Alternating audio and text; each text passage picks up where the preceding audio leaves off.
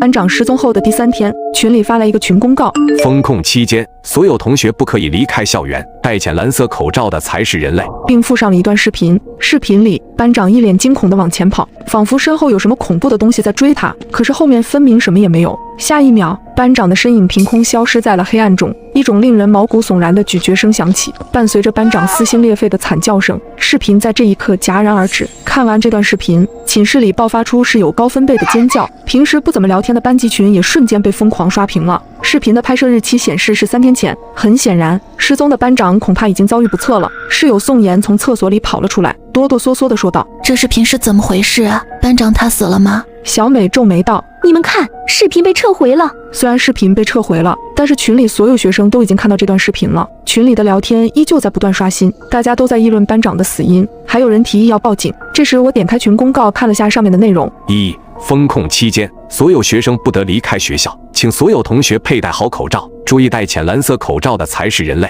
2. 校园广播拥有绝对命令，请遵守广播里的话。3. 寝室绝大多数是安全的，除非你的室友开始谈论一些你听不懂的话。4. 寝室楼没有电梯。5. 9点之后不要在宿舍内照镜子。6. 如果发现室友趴在桌子上睡觉，一定要叫醒他。7. 小心那些黑暗中的生物。8. 10点之前必须回到宿舍楼，宿管阿姨讨厌没有时间观念的学生。9. 学生之间不得发生暴力行为。这些规则实在是太古怪了。就在这时，刺耳的电流声响起，校园广播里传出了班长的声音：“同学们晚上好，学校因突发情况临时进入封控状态，请所有学生在10分钟之内来到操场进行核酸检测。核酸检测相关事项，请各位同学参考班级群公告，不遵守规则的人会的。”我的脚底升起一股凉意，群公告又多了一条关于核酸的规则。操场没有第4个核酸点，每个核酸点排队人数限制为20人。我看了一下时间，现在是晚上9点10分，操场离宿舍大概5分钟的距离。如果按照正常步行，所有人都能9点15来到操场。我来到了窗前，往外望去。以前我站在窗前就能看到在操场活动的学生，但是现在我竟然连操场的轮廓都看不到，只能看到一片浓稠的黑暗。群里的同学们都慌了，走廊上响起了开门的声音，还有密集快速的脚步声。其他寝室的人出门做核酸了。宋妍已经打开了门，扭过头疑惑地看着我：“降职，快点啊！”小美也在催促我。我突然愣了一下，刚刚我分明听到了一个声音，笑声。我强压下内心的异样，走出了房门。突然前面一个寝室门开了，3个女孩子手挽着手走了出来。这几张年轻的面孔我有些眼熟，每天都能看见，但却从未打过招呼。她们看见我们，对我们笑了一下，但我却隐约觉得哪里有一丝怪异，具体是哪里奇怪，我却一下子想不起来。宋妍是个社牛，这一层寝室的人她几乎都认识。她刚想走上前和他们说几句话，我猛地扯住了宋妍的手臂，冷汗从我额头滑落，我几乎是从喉咙里挤出了那句话：“你们还记得我们寝室里的门是向外推开的吗？”我当然记得啊，为什么突然说这个？这时小美脸色难看的压低声音说道：“白痴，你没发现他们刚刚是朝里拉开的门吗？”那3个女孩还站在我们前面不远处，微笑地看着我们。她们从刚刚开始就没有眨过眼睛，一直在直勾勾地看着我们。快点走啊，不然要赶不上核酸了。3个女孩异口同声地说道，除了声音不一样之外，音调竟然出奇的一致。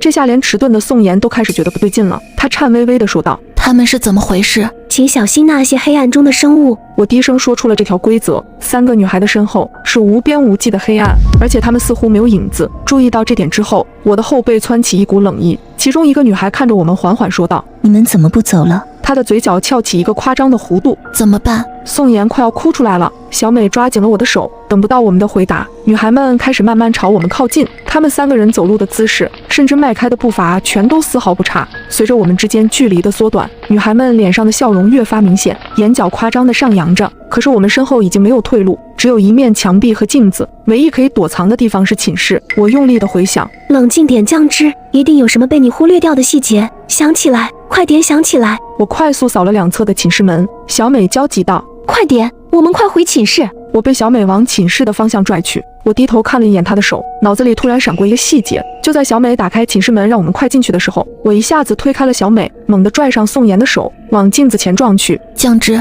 你疯了，那是镜子啊！宋妍大叫，就在我们要撞上镜子的那一刻，周遭的场景倏然变化，我们回到了寝室内。宋妍大口喘着粗气，惊魂未定地看着我说道：“怎么回事？你不是带着我往镜子里照吗？我们怎么又回到寝室了？”小美奇怪地看着我们，似乎不理解我们为什么这么恐惧。你们刚刚是怎么了？我喊你们走，你们却像中邪了一样站在那里一动不动。宋妍听到小美的话，彻底傻眼了。我快速地解释道：“还记得那条规则，9点之后不能照镜子吗？但群公告发布的时间是9点10分。宋妍，你当时是不是在厕所里照镜子？对，我当时确实在，所以我们违反了规则。寝室的门开的方式是相反的，寝室两侧的门牌号也是倒着的。小美抓着我的手的时候，我看到了她手上的痣，她的痣是在左手上，可是她抓着我的是右手，所以我推测这个小美不是真的。我们之前是在镜子里面。”就在这时，校园广播再次响起，请所有还未做核酸的同学立刻到学校操场进行核酸。我暗道不好，现在是晚上9点15，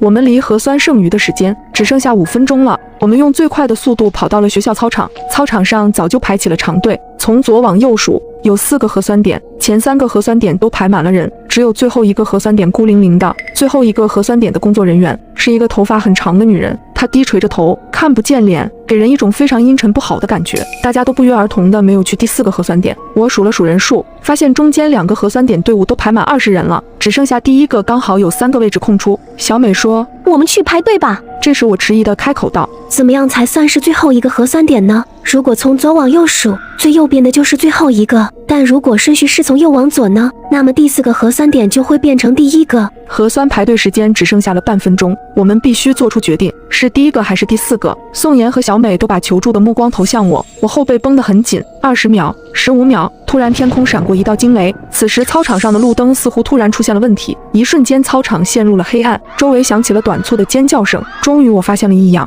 操场上的光线很快就恢复了正常。第4个，我大吼一声往第4个核酸点跑去，宋妍和小美紧跟着我，其他学生都用惊讶的目光看着我们。不是说了不要去第4个核酸点吗？第1个队伍还有空的位置啊，你们不觉得第4个核酸点的那个工作人员长得怪吓人的吗？人群里发出了好心的提醒声，我没有理会他们。最后1秒，我们3个站在了第4个核酸队伍里，近距离面对这个女人，我整个身体都止不住的在颤抖。女人的头发仿佛很久没有梳过一般，我感觉到了一股难以言喻的恐惧，甚至觉得是不是一开始的决定是错误的。张开嘴巴。女人的声音格外嘶哑难听，我胆战心惊地张开了嘴巴。好在核酸的过程非常顺利，我刚要离开的时候，女人却突然用力地抓住了我的手，眼睛目不转睛地看着我，我的心脏跳得飞快。下一秒，她松开了我的手，我的掌心里多了一张纸条。下一个。女人再次低垂下了头。我们顺利做完了核酸，我小心翼翼地展开了纸条，纸条上写着：“你其中一个室友是假的，小心他，切记他早已被感染。”我后背一阵发冷，我扭过头看着身后站着的2个室友，陷入了沉思。宋妍好奇地小声问我：“酱汁，你怎么知道这才是正确的核酸点？”我的眼神移向了第1个核酸点，解释道：“还记得刚刚操场短暂的停电吗？那时候操场短暂的停电之后，我看不清所有人的脸，但唯独只有1个人的脸却是能看清的。第1个核酸点的工作人员的脸是微微发亮的，这根本不可能是正常的人类。”听完我的话，宋妍一脸恐惧道：“那这些排错队伍的人……”这时异变发生了，第1个核酸点做完核酸的一个男生突然涨红着脸，捂住了自己的喉咙，发出了嗤嗤的声音。下一刻，他发出撕心裂肺的呕吐声，吐出的呕吐物里全是密密麻麻蠕动的黏腻的虫子。好痒，好痒啊！男生使劲地抓挠自己的皮肤，我头皮发麻到了极点。他显然痛苦到了极点，这骇人的一幕让很多人发出尖叫声，但很快又有人痛苦地开始抓挠自己的脸。他们的症状和死去的男生一模一样。其中一个症状轻微一点的男生愤怒地冲到了工作人员的面前：“你刚刚给我们做核酸的时候，对我们做了什么？”但他很快便发现了不对劲的地方，那些一根根医用棉签上竟然攀附着无数颗像是虫卵一般的颗粒。此刻的操场宛如地狱，排在第1个核酸点的学生全部死亡。所有人都清晰地认识到了一个事实：违反规则的下场极其恐怖。这时广播里班长的声音再次响起：“本次核酸筛查结束，感谢同学们配合。现在请同学们回到自己的寝室，但注意，请小心回去的路。”我拿出手机一看，群公告果然更新了：1. 宿舍的门禁时间是10点，宿管阿姨讨厌没有时间观念的学生。2. 操场到宿舍楼是一条直行道，没有岔路口，如果遇见岔路，请立刻闭上眼睛往前走。3. 不要抬头看路灯。4. 如果听到身后有人喊你的名字，请不要回头。5. 戴浅蓝色口罩的才是人类。6. 学校的保安穿着黑色工作服，如果你在路上遇见穿着红色工作服的保安，请立刻找一个安全地方躲藏起来。7. 学校里没有小猫，请不要相信猫。手机上显示的时间是晚上9点40，这一段路程只有5分钟的距离，我们却走得异常小心谨慎。这时我突然听到宋妍惊叫一声：“你们快看，路灯上面那是什么东西？”小美下意识的就要抬起头，却被我死死的按住了。我额头满是冷汗，压低声音说道：“不能抬头看路灯。”小美这才反应过来，我们压根不敢抬头往路灯上看。这时我感觉到宋妍缓缓凑到我耳朵边上，用一种拖得很长的极为怪异的声调说道：“怎么不看路灯上面啊？”我扭过头，看到宋妍瞪着眼睛，用力的抬头往上看。你看，我们明明都被挂在上面啊！我不自觉地打了一个冷战，想要缓缓抬头，下一秒，我的肩膀被人重重地拍了一下，是宋妍。她焦急地说道：“你们刚刚整整站在原地不动了5分钟，我使劲摇晃，你们都没反应。”我却一阵后怕，差一点我就要抬头看路灯了。我刚要继续往前走，前方出现了一个岔路口，操场到宿舍楼是一个直行道，没有岔路口，2条岔路仿佛通往无边无际的黑暗，看不到尽头。赶紧闭上眼。说完，我闭上了眼睛，靠着感觉往前走，也不知道走了多久，我听到小美喊道：“我们到宿舍楼了，你们可以睁开眼睛了。”我刚要睁开眼睛，却意识到不对劲，我们周围还有很多人跟着我们一块往宿舍楼走。要是真的到宿舍楼门口了，我肯定能听见进出宿舍的机器刷脸成功的提示声，但此刻周围死一般的寂静。真到了，真到了，酱汁，咱赶紧进去吧，这马上就要10点了。宋妍和小美都在焦急地催促我，我则没有理会他们，继续往前走。酱汁，你要走到哪里去？为什么你还要往前走？我听到他们大喊：“酱汁，停下来，睁开眼睛吧，酱汁。”刚开始，他们的声音还能维持正常的属于人类的声调，但随着我越往前走，那声音里夹杂着的恶意就喷涌而出。又走了不知道多久，我终于听到了其他人的脚步声，还有说话声。这一刻，我知道我回到正常的路上来了。我猛喘一口气，睁开了眼睛，宋妍和小美都在我身边，我这才微微放松了下来。这时我听到了一声猫叫声，是从旁边的草丛里传来的。学校里没有猫，请不要相信小猫。我牢记这个规则，但脑海里却有一个蛊惑的声音在告诉我：去摸摸小猫吧，谁能拒绝小猫呢？